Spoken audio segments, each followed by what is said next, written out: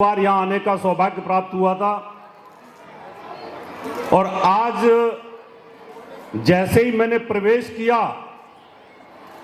तो मैं आप लोगों का उत्साह और आपकी भीड़ देख करके गदगद हो गया। इसलिए तालियों के साथ स्वागत है एक बार।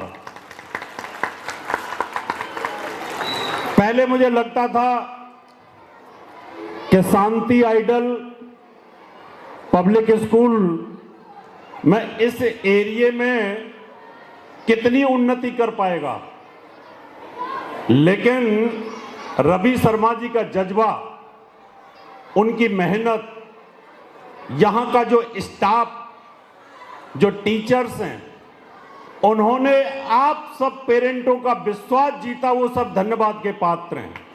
तालियां। मुझे उम्मीद है भविष्य में रवि शर्मा जी इस स्कूल को इस क्षेत्र के अंदर वो ऊंचाइयां देंगे कि लोग आने वाले समय पर ये बोलेंगे कि उस स्कूल में जाकर के एडमिशन कराइए आप। तालियां, जोरदार तालियां स्कूल के लिए। व्यक्ति की जो मेहनत होती है, जब वो उसको ठान लेता है, वो उसको करके दिखाता है, उसका जो जज्बा होता है, अंदर आत्मविश्वास लेकर के जब आगे चलता है और जब उसमें कामयाबी मिलती है तो आदमी को सुकून मिलता है। हमारी बहुत ज़्यादा रवि शर्मा जी से बातचीत होती थी, बैठ करके बहुत बातें करते थे, आगे बढ़ने की प्रेरणा कि किस प्रकार से आगे बढ़ा जाए, कैसे नाम कमाया जाए। तो मैंने यही सोचा था कि मैं राजनीति में था पहले और मेंबर पार्लियामेंट का चुनाव मैंने लड़ा था मथुरा से। बड़ी उम्मीद थी कि एक दिन एक क्षेत्र के अंदर नाम रोशन करना है और ये उद्देश्य लेकर के, ये संकल्प लेकर के आगे बढ़ने की शुरुआत की, लेकिन वो चुनाव में हार गया। चुनाव हारने के बाद मैंने अपने जज्बे को और संकल्प को कमजोर नहीं होने दिया। मैं आप लोगों को इसलिए बताना चाहता हूं, आज आपके बच्चे यहां पर पढ़ रहे हैं और जो 12वीं तक 10वीं तक के जो बच्चे हैं, वो इस बात को अच्छी तरीके से समझ सकते हैं कि अगर जीवन में आपने उद्देश्य ले लिया, जीवन में आपने अगर संकल्प ले लिया और उस संकल्प के पीछे पीछे अगर चलते रहे तो दुनिया की कोई ताकत नहीं है जो आपको नाम और ऊंचाइयां देने से रोक सके। मैंने चुनाव हारा, हारने के बाद रवि शर्मा जी, भदौरिया जी, हम सब बैठे थे। भदौरिया जी ने बड़ी मेहनत करी थी उस चुनाव में। हमने कहा अब क्या किया जाए कि पीछे मुड़ के देखना नहीं है, चुनाव लड़ूं या न लड़ूं, हमके अपने नाम को ऊपर जरूर करना है। तालियां। तो मित्रों, साथियों, उसके बाद में ज्योतिष का क्षेत्र एक ऐसा था कि जो अछूता था, लोग इसको पढ़ाते नहीं थे, इसको बताते नहीं थे। आस्था टीवी सन 2000 में शुरू हुआ। मैंने आस्था टीवी पर ऑडिशन दिया और आस्था टीवी पर मेरा सिलेक्शन हो गया और 22 साल तक लगातार मैं आस्था टीवी पर ज्योतिष सिखाता रहा।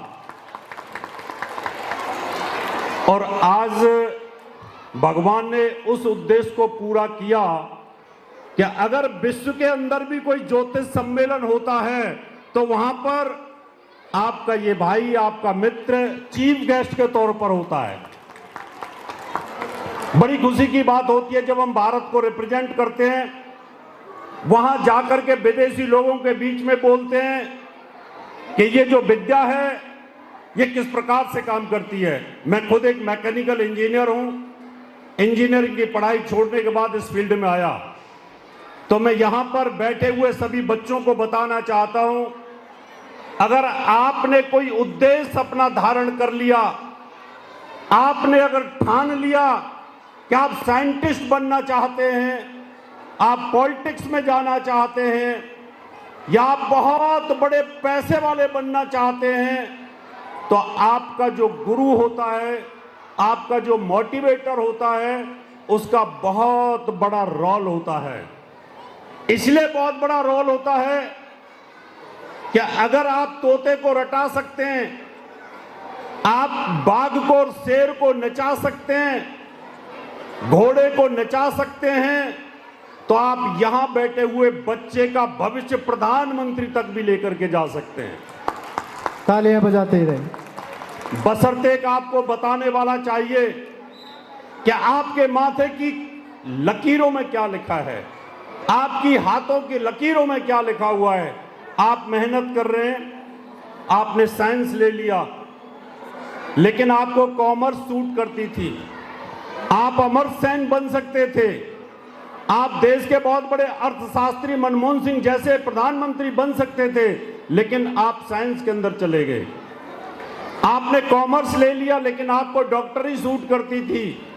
आप डॉक्टर राणा बिरते, डॉक्टर तिरहन जैसे बन सकते थे।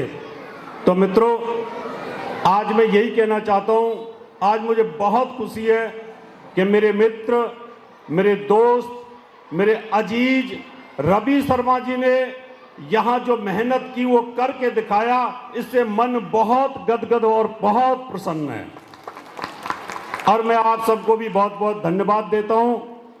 आप लोगों ने बड़े ध्यान के साथ सुना, और मुझे उम्मीद है मेरी कोई भी सेवा, किसी भी प्रकार की सेवा, ज्योतिष से रिलेटेड, आपके कैरियर से रिलेटेड, आपकी काउंसलिंग से रिलेटेड, इस स्कूल को अगर मेरी सेवाओं की जरूरत होगी, जब रवि शर्मा जी कहेंगे तब मैं यहां पर उपस्थित रहूंगा।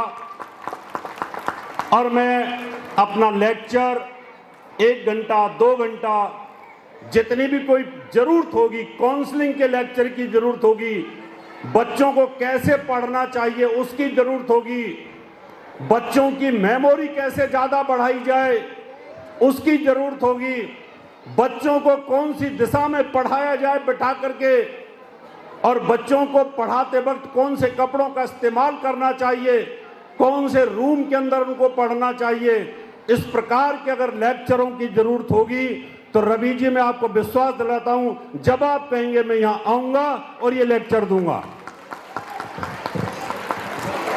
इन्हीं शब्दों के साथ मैं आप सबका बहुत बहुत धन्यवाद करता हूं। रवि शर्मा जी, आपका बहुत बहुत धन्यवाद करता हूं, और आपके बहुत मेहनती हार्ड वर्किंग स्टाफ को भी बहुत बहुत धन्यवाद करता हूं कि उन्होंने इस स्कूल को इतनी ऊंचाइयां दी हैं। बहुत बहुत धन्यवाद। भारत माता की, भारत माता की जय।